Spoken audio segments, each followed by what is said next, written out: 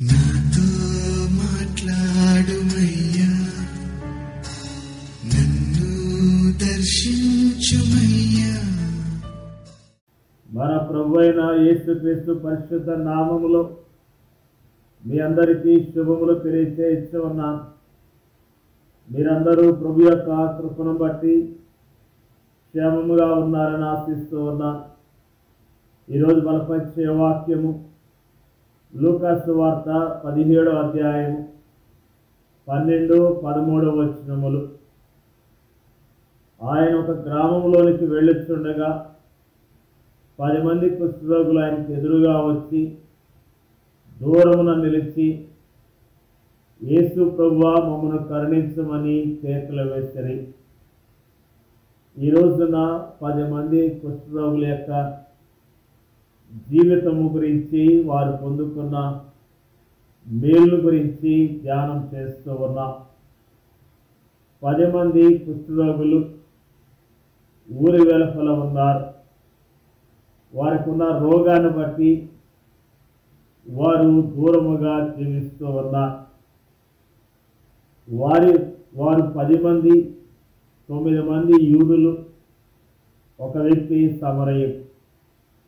మామూలుగా అయితే వ్యాధి లేని సమయం అయితే 9 మంది వ్యక్తులు ఆ సమరయుడిని దూరంగా పెట్టేవారు. కానీ వారికి ఉన్న రోగము వారిని ఏకం చేసింది. అలానే పాపము కూడా ఈ లోకములో మానవులందరినీ ఒకే స్థానంలో నిలిపింది. కుష్ఠరోగము పాపమునకు సాదృశ్యముగా ఉంది. గొప్పవారైనా తగ్గువారైనా, ధనవంతులైనా దరిద్రులైనా, అందముగా ఉన్నవారైనా, మతాశక్తి గలవారైనా, నాస్తికులైనా దేవుని ఎదుట ఒకే స్థానంలో ఉన్నారు. ఏ భేదమును లేదు. అందరూ పాపం చేసి దేవుడు అనుగ్రహించు మహిమను పొందలేకపోతున్నారు. కుష్ఠరోగం గలవారు చాలా బాధలో ఉన్నారు, దుఃఖములో ఉన్నారు, నిరాశలో ఉన్నారు, సమస్యతో ఉన్నారు. వారికున్న సమస్య, వారికున్న రోగము కేకలు వేసే విధముగా వారు ప్రార్థించినట్లుగా ఈరోజు జ్ఞాపకం చేసుకుంటూ ఉన్నాం. యేసుక్రీస్తు ప్రభువారు వచ్చినప్పుడు ఆ ప్రాంతానికి దూరమున నిలిచి కేకలు వేస్తూ కరుణించమని కేకలు వేశారు. వారి సమస్య కేకలు వేసే విధముగా ఉన్నది. వారి బాధ ఆ విధముగా ఉన్నది. వారి ఒంటరితనము ఆ విధముగా ఉన్నది. వారు ఎంతగానో కృషించిన స్థితిలో ఉన్నారు. వారు ఎంతగానో దుఃఖములో ఉన్నారు, బాధలో ఉన్నారు. అందుకని యేసుక్రీస్తు ప్రభువారు ఆ ప్రాంతానికి వచ్చినప్పుడు పెద్దగా కేకలు వేస్తూ కరుణించమని వారు ప్రార్థన చేశారు. నిజముగా మన కేకలు వినే దేవుడు ఉన్నాడు. మన సమస్యను ఎరిగి సహాయం చేసే దేవుడు ఉన్నాడు. ఆయనే మన ప్రభువైన యేసుక్రీస్తు అని ప్రభునామములో జ్ఞాపకం చేస్తూ ఉన్నారు. వారు సమస్యతో వచ్చారు, వారు దుఃఖముతో వచ్చారు, వారు కన్నీటితో వచ్చారు, వారు రోగముతో వచ్చారు. యేసుక్రీస్తు ప్రభువారు వారి కేకలు విని వారికి జవాబిచ్చినట్లుగా జ్ఞాపకం చేసుకుంటూ ఉన్నాం. మీరు వెళ్ళి మిమ్మల్ని యాజకులు కనబరుచుకొనడి అని ప్రభువారు వారితో పలికారు. ఆ మాట నమ్మి వారు వెళ్ళుచుండగా వారి జీవితాలలో అద్భుతమైన కార్యాన్ని చూడగలిగారు. వారికి ఉన్న రోగమంతా తొలగిపోయింది. వారు సంపూర్ణమైన స్వస్థత పొందుకున్నారు. వారు ఎంతగానో ఆనందాన్ని పొందుకున్నారు. వారు ఎంతగానో ఆదరణ పొందుకున్నారు. వారెంతగానో ధైర్యం తెచ్చుకోగలిగారు. యేసుక్రీస్తు ప్రభువారి యొద్దకు రావటం ద్వారా వారి జీవితాలు పూర్తిగా మారిపోయినట్లుగా ఈ రోజున మనము జ్ఞాపకం చేసుకుంటూ ఉన్నాం. వారి దుఃఖముతో వచ్చారు, వారి సంతోషాన్ని అనుభవించారు. వారు రోగముతో వచ్చారు, స్వస్థత పొందుకున్నారు.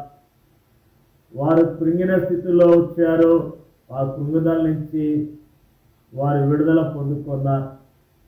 యేసుక్రీస్తు ప్రభువారు మన అంతరంగాన్ని ఎరిగిన దేవుడు, మన సమస్యలు ఎరిగిన దేవుడు. ఆయన మాత్రమే మనకున్న రోగాన్ని తొలగించగలుగుతాడు. ఆయన మాత్రమే మనకున్న దుఃఖాన్ని తొలగించగలుగుతాడు. వాళ్ళ విశ్వాసముతో వారు ప్రయాణమై వెళ్తున్నప్పుడు యేసుక్రీస్తు ప్రభువారు వారి జీవితాల్లో అద్భుతాన్ని జరిగించిన విషయాన్ని ఈ రోజున మనము జ్ఞాపకం చేసుకుంటూ ఉన్నాం. వారి జీవితాల్లో వారు సంతోషాన్ని పొందుకున్నారు.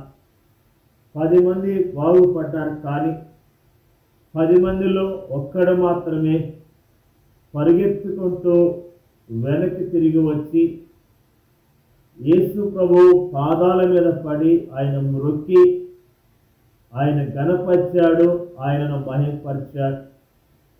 ప్రభు వారు చేసిన ఆ కార్యానికి కృతజ్ఞతాస్తుతులు తెలియజేశాడు. ప్రభుని మహిమపరిచాడు. అతని దృష్టిలో దేవుని కుమార్తెతో పోల్చినప్పుడు దేవాలయాలు, యాజకులు, ఆచార వ్యవహారాలు కేవలము శూన్యమైనవి.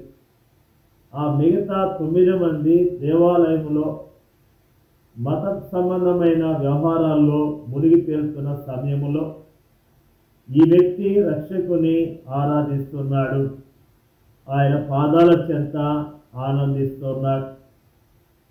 ప్రేమైన దేవుని యొక్క ప్రజలారా, నీకు సమస్య ఎలాంటిదైనా, నీకున్న బాధ ఎలాంటిదైనా, నీకున్న దుఃఖము ఎలాంటిదైనా యేసుక్రీస్తు ప్రభువారు పరిష్కారాన్ని ఇస్తాడని ప్రభు నామములో తెలియజేస్తూ ఉన్నా. నువ్వు ఇంట్లోనే ఉండి కృంగిపోతే నీకెవరు సహాయం చేస్తారు? ఒంటరిగా ఒక్కడివే నలిగిపోతే నీకెవరు సహాయం చేస్తారు? నువ్వు ప్రభు యొద్దకు రా, నీ సమస్యను ప్రభు తెలియచే. ప్రభు నీకున్న సమస్యను తొలగించి నిన్ను బాగు చేస్తాడు, నీకు సంతోషాన్ని ఇస్తాడు, ఆనందాన్ని ఇస్తాడని ప్రభు నామములో తెలియజేస్తూ ఉన్నా. ఈరోజే ప్రభు యొద్దకు రా, నీ సమస్యను ప్రభు తెలియచే. ప్రభు నీ జీవితాల్లో సంతోషాన్ని, సమాధానాన్ని, ఆనందాన్ని ఇస్తాడు. ప్రభు మీద ఆధారపడమని ప్రభు నామములో తెలియజేస్తున్నా. దేవుడికి వాక్యాన్ని దీవించిన గాక. పరిశుద్ధుడైన మా తండ్రి, జీవం కలిగిన మా ప్రభువా, మమ్మల్ని ఎంతగానో ప్రేమిస్తున్నందుకు నీ స్తోత్రాలు. మానవులైన మమ్మల్ని ప్రేమించావు ప్రభువా. మానవులైన మా దుఃఖాన్ని అయా తొలగించడం కొరకు, మాకున్న రోగాలు తొలగించడం కొరకు, మాకున్న సమస్యలను పరిష్కరించడానికి పరలోక రాజ్యాన్ని వదిలి మానవుడిగా ఈ లోకానికి వచ్చావు ప్రభువా. నీ స్తోత్రాలు. మానవులందరినీ ప్రేమించావు కాబట్టి మానవులందరి కొరకు సిలువలో రక్తాన్ని చిందించి మరణించి 3వ దినాన్ని తిరిగి లేచావు ప్రభువా. నీ స్తోత్రాలు. సిలువలో మీరు చేసిన త్యాగము ద్వారా, నీ అందు విశ్వాసం ఉంచడం ద్వారా మమ్మల్ని రక్షించిన విధానం బట్టి నీ స్తోత్రాలు తెలియజేస్తూ ఉన్నాం ప్రభువా. మరి ఈ రోజున మాకు తెలియజేసిన అద్భుతమైన మాటలను బట్టి స్తోత్రాలు తెలియజేస్తూ ఉన్నాం. అయా సమస్యలు ఉన్నవారు, దుఃఖములు ఉన్నవారు, అనారోగ్యంతో ఉన్నవారు నీ యొద్దకు వచ్చి నీ యందు స్థిరమైన విశ్వాసం నుంచి నీ ద్వారా గొప్ప ఆశీర్వాదాలు పొందుకోవటానికి మీరే సహాయం చేయమని ప్రార్థన చేస్తున్నాం ప్రభువా. మా దేశంలో ఒంటరితనంతో కుమిలిపోతున్న, దుఃఖముతో, రోగాలతో బాధపడుతున్న వారిని కరుణించమని ప్రార్థన చేస్తున్నాం ప్రభువా. అయ్యా, నువ్వు ప్రతి మానవుని ప్రేమిస్తున్నావు. నీ వద్దకు వస్తే ఆశీర్వదిస్తావు కాబట్టి నీ వద్దకు వచ్చి సమస్యలను పరిష్కరించుకొని నీ నామములో దీవించబడతాను సహాయం చేయమని యేసుక్రీస్తు పరిశుద్ధమైన నామములో అడిగి వేడుకొంచున్నాను తండ్రి. ఆమేన్.